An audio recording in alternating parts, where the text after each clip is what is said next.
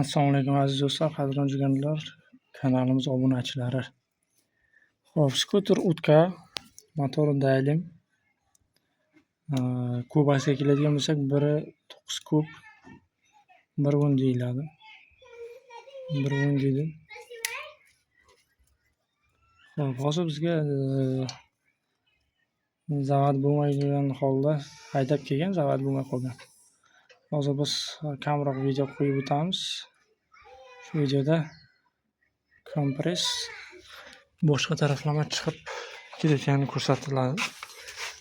Ya'ni mana shu yerda mana hozir ham dud chiqib turibdi kam-kam. Ya'ni hozir diagnosimiz prikladga kuyib ketgan. Gilza bilan galobka orasidagi prikladga. Hozir ochamiz, ko'ramiz.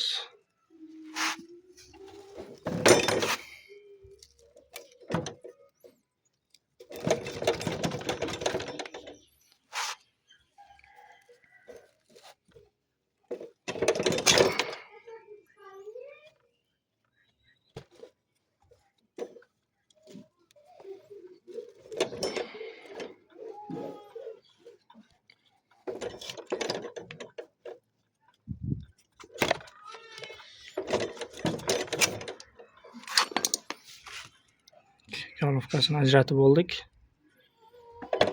Xo'p. Mana xuddi aytganimizdek prikladkasi kuyib ketgan.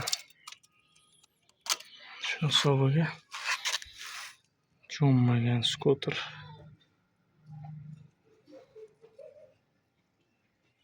Mana ikki holati.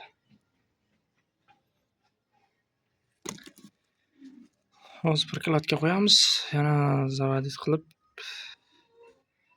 video davomida zavodit qilib, ya'ni yongan holatini ko'rishingiz mumkin. Fikr, biron xil maslahatlar kerak bo'lsa, marhamat kommentariyada o'z fikringizni qoldiring. Qo'limizdan kelgancha skuter, elektromurabbiy, elektrovelik, elektrovoron ishlari bo'yicha qo'limizdan kelgancha savollaringizga javob berib boramiz. Sog' bo'ling, omon bo'ling. Keyingi videolarda ko'rishguncha xayr.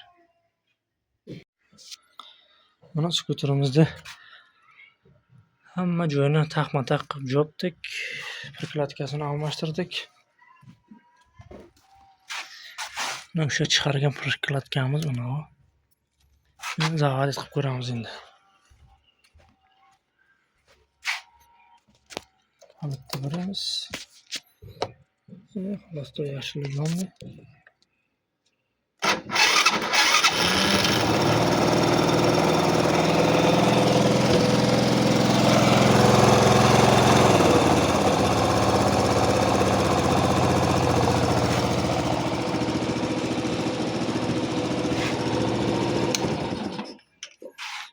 Aziz do'stlar, skuterimiz tayyor.